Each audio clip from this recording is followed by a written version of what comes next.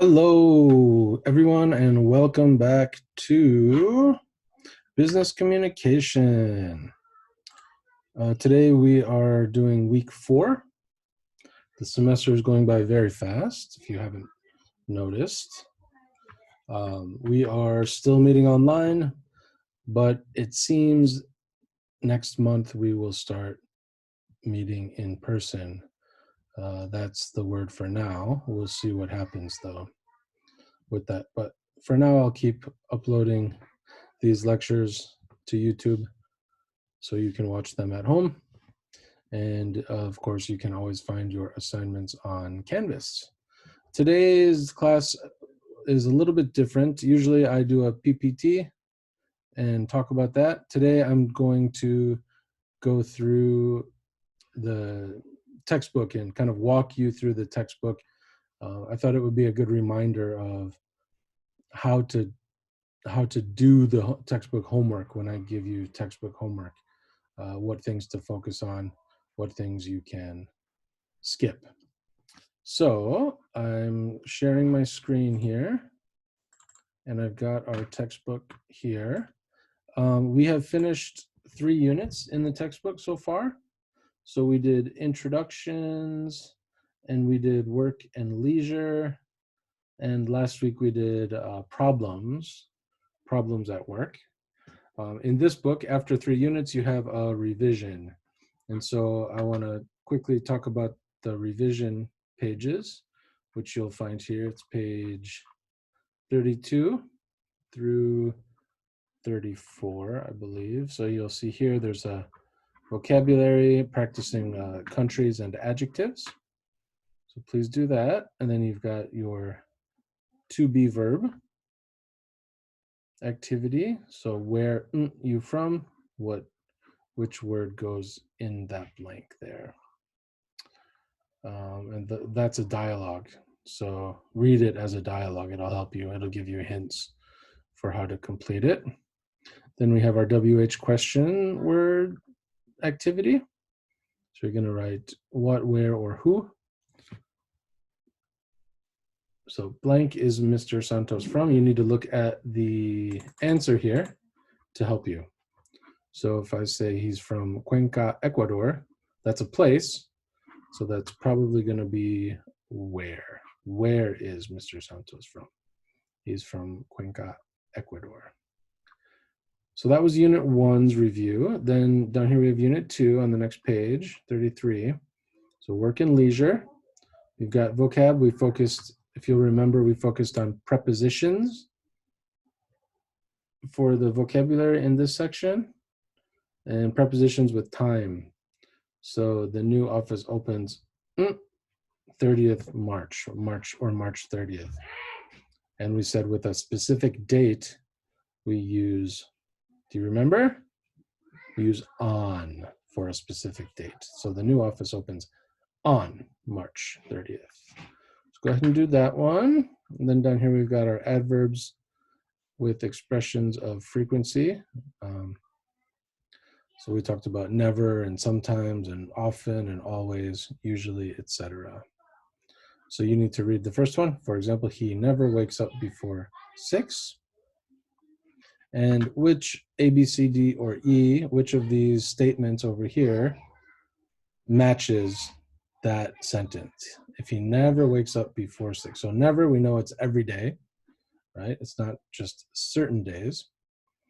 So I see every day here, and I see every day here. So let's E, every day he wakes up at 6:15. Well, he never wakes up before 6. So that looks good. Let's check B out. Every day he wakes up at 5:45. So that's before 6. If he never wakes up before 6, then E has to be our answer, right? Every day he wakes up at 6:15. All right, next section, you're gonna just, these sentences, these questions are mixed up.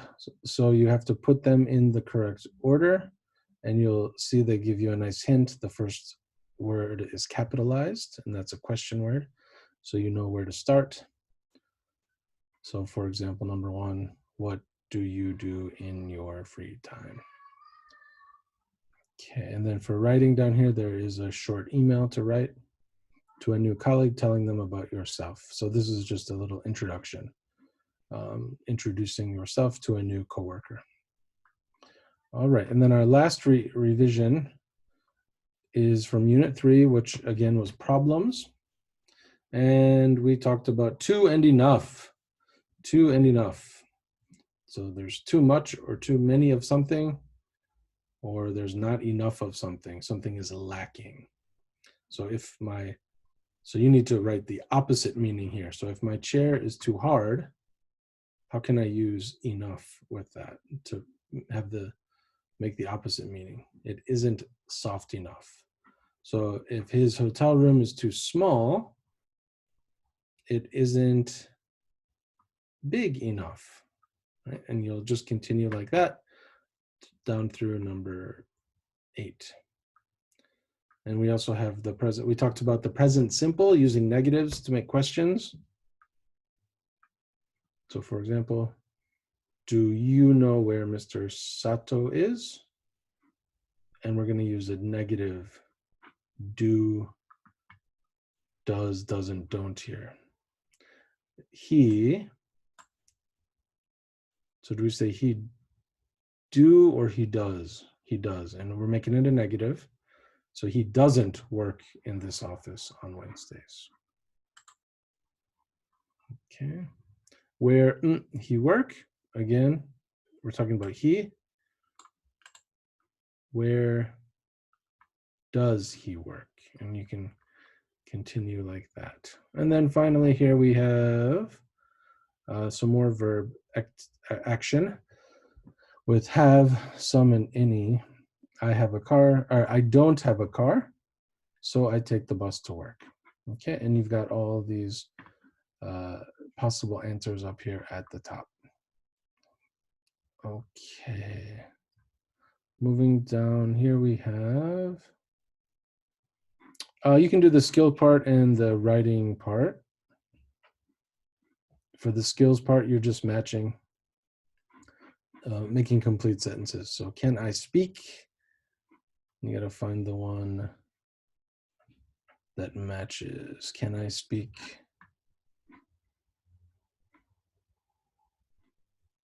We need two. We need two here. So can I speak maybe to Ahmed Al-Harbi, please? Or can I speak to the manager? That might possibly work.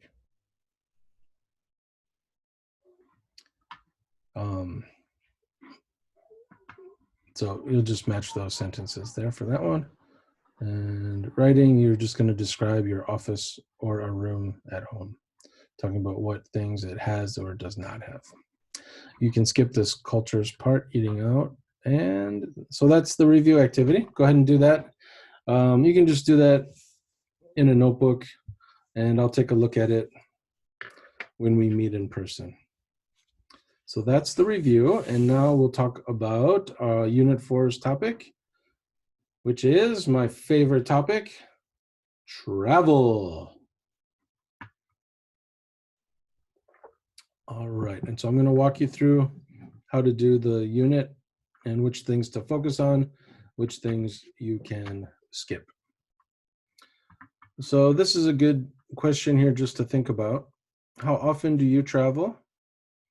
Where do you like to go? And do you ever travel on business? You are students, so the answer there is probably no. But remember, in all of our units here, we're imagining ourselves at 40, and you have a job. You're 40 years old, and you've talked about your job. You've talked about what you do at work and what you do in your free time. And you've also talked about problems you have at work. So keep thinking about that job, and then you can answer this question. Do you ever travel on business? Does your work ever send you on business trips? Okay, that'll help you. And then it asks you, when you travel, which of the following do you like or not like? So there are advantages and disadvantages when it comes to traveling. So things you enjoy, like I love, or I like, or I don't mind. That just means it's okay. It doesn't bother me too much. And then on the opposite side, you've got things you don't like or things you hate. Things you hate. So in my case, let's see, what do I like here?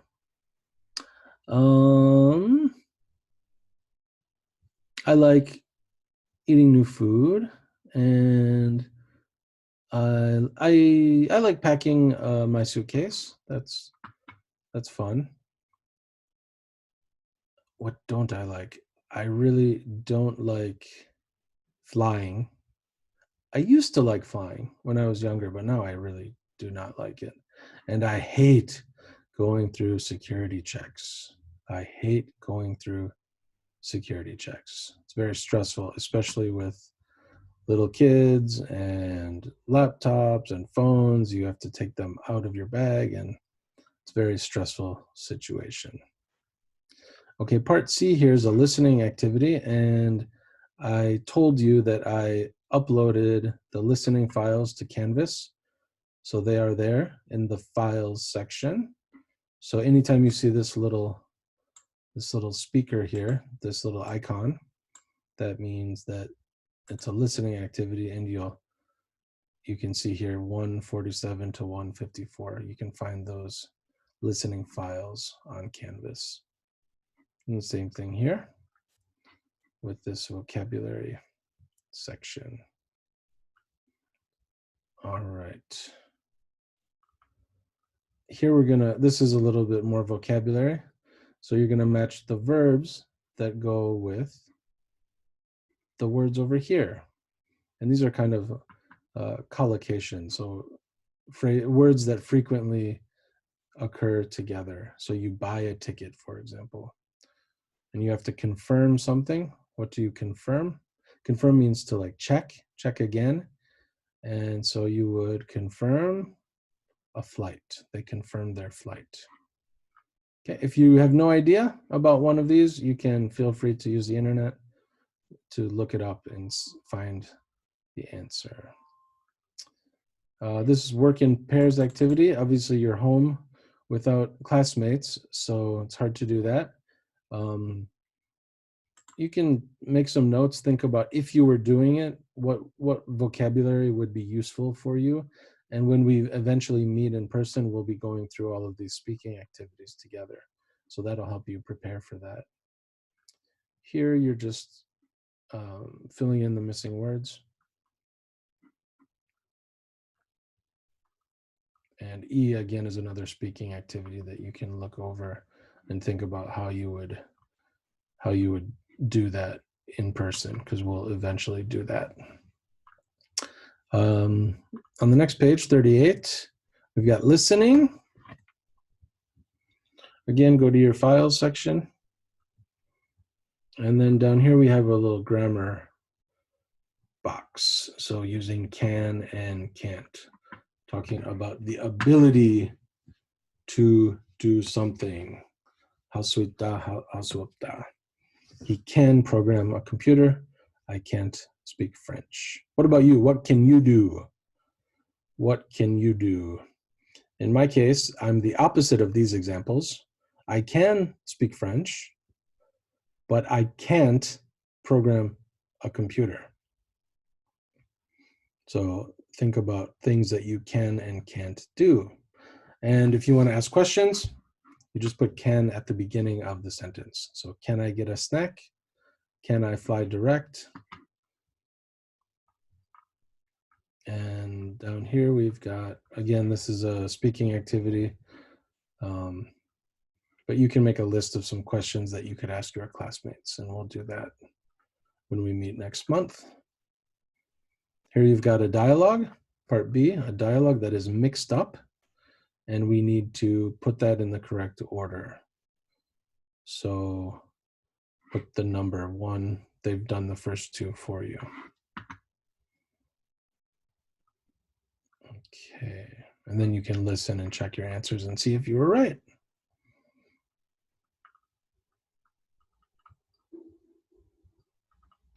Okay, on page 39, you're going back to the exercise.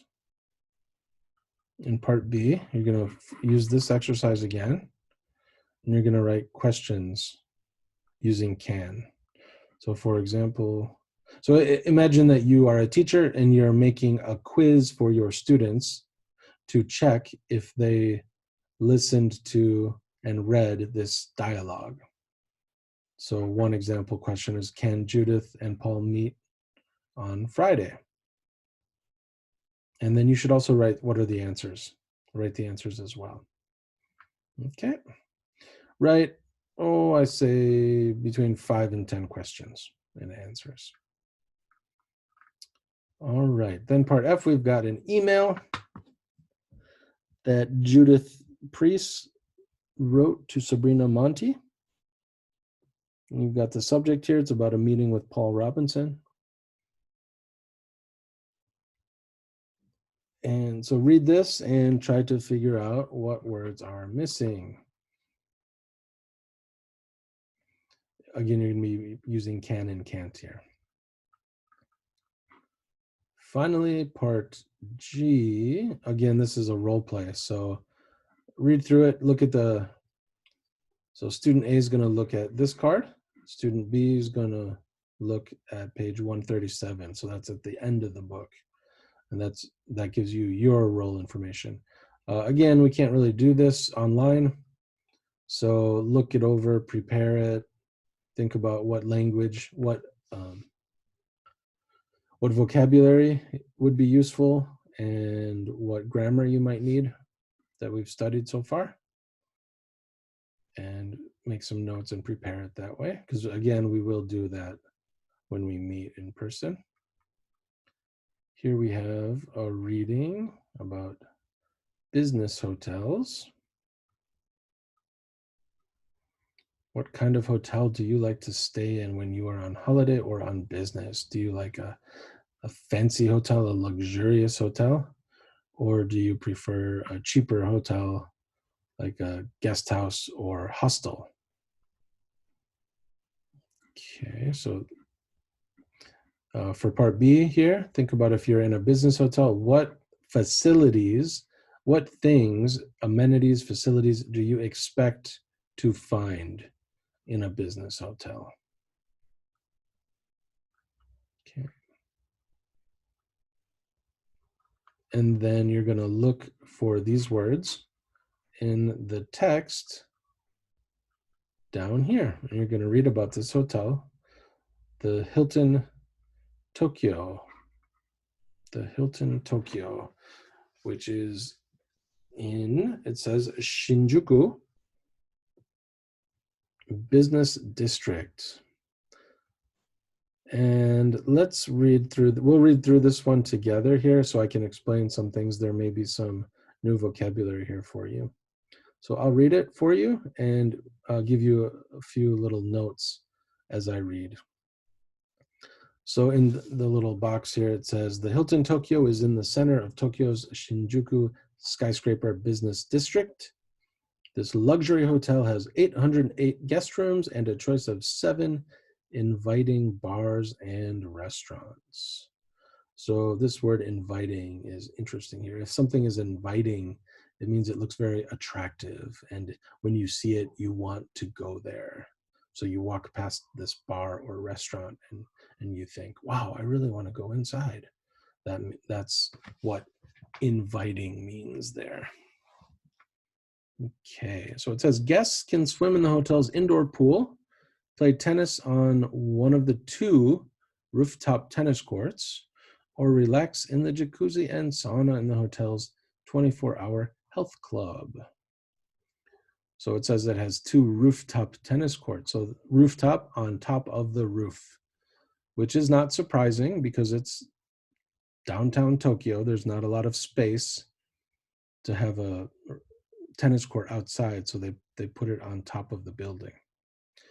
You'll notice also some hotels have swimming pools on top of the building. We call that a rooftop pool.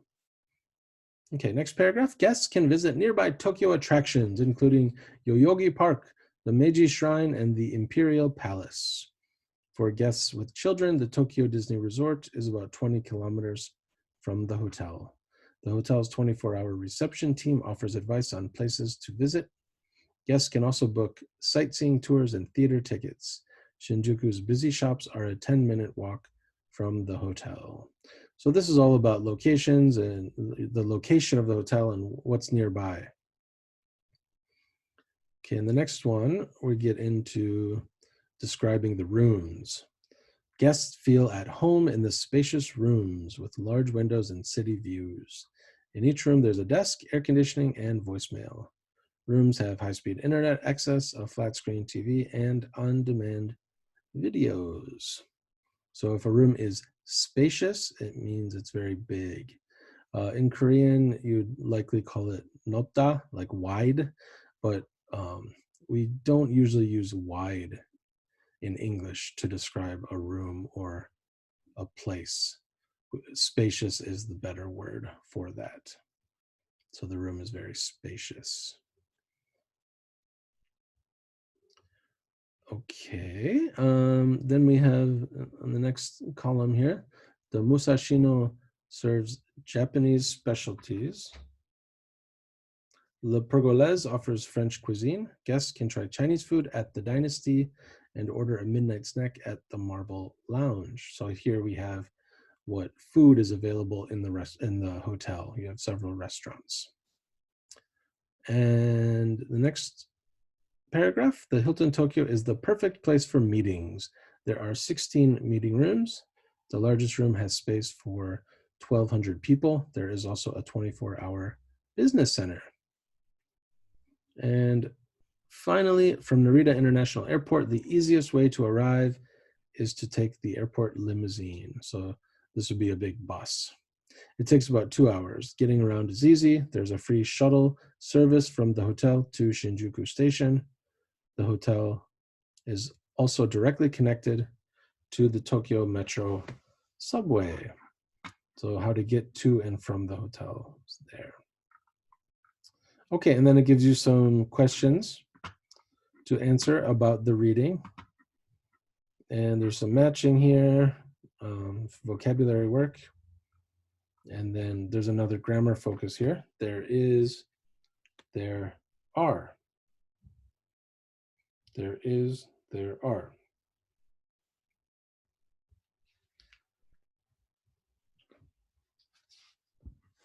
So, for example, there is an indoor swimming pool, right? There's one pool. There is. And there are 3 restaurants. There are 3 restaurants. Because there's more than one, we use there are. Then we have there aren't any shops in the area. So shops, that's a countable word, and we're saying there are none. So there aren't any shops in the area. And then we have a question. Are there any meeting rooms in the hotel? Yes, there are. No, there aren't. So you're going to use there is, there are, there aren't any, are there any to complete A and B here. So number 1, it's a very small airport. There aren't any shops in the terminal. Number 2, a problem with my ticket. So problem's countable, but there's only one problem, right? A problem. So are we going to use is there or are there? Is there? Is there a problem with my ticket? And continue like that for the rest of part A. Part B is a pair activity, which we don't have. So again, you can make a list of questions to ask. And this is a role play, same thing. All right, the next page is listening. So you're gonna listen to Simon. Listen to Simon's conversation here about making bookings and checking arrangements in the hotel. And here we have a role play. So you can skip that for now. Useful language, please pay attention to the useful language here. This is for checking travel arrangements by phone. Checking travel arrangements by phone. Okay, so that is everything in this unit 4. For homework, you'll find that, of course, please leave a comment under this video for your attendance to this lecture. And on Canvas, you will find a homework activity. And today's activity is a little bit different from previous ones. You're going to choose a city that you would like to visit someday. And you're going to go on a travel website like, you could use Agoda or Travelocity or Expedia. Please use it. Go to an English website though. Change the language to English. Don't do it in Korean. And you're going to search for a hotel. Pick a time that you want to go there and search for a hotel in that city and choose one.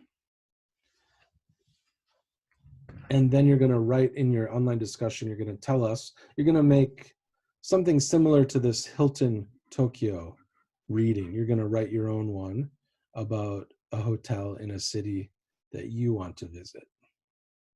So you're going to need to include things like what facilities does it have, the location, what's nearby, describe the rooms, talk about dining, what kind of food options are available in the hotel, talk about business, what business facilities does it have, and then you can describe how to get to and from the hotel, probably from the airport. Okay, so again, pick any city you want. Pick a city that you really want to visit because it'll be more interesting that way. And then find a hotel where you can stay and use the Hilton Tokyo example here. Follow that example and tell us about the hotel that you found. Okay. As always, if you have any questions, you can send me a Kakao message and I'll get back to you right away.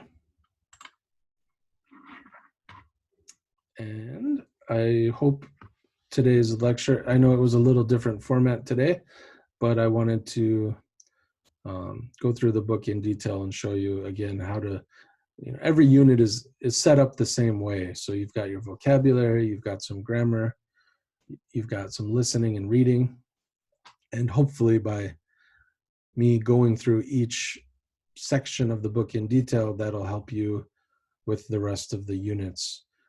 When you do your textbook homework, you know where to focus, what activities to do, and how to find the listening files as well. So again, if you have any questions, send me a message on Kakao. And the due date will be Friday. Will be Friday for your online discussion. Friday the 17th. Friday the 17th. But that'll be on Canvas as well. So, all right, I hope we can meet in person soon. Until then, take care.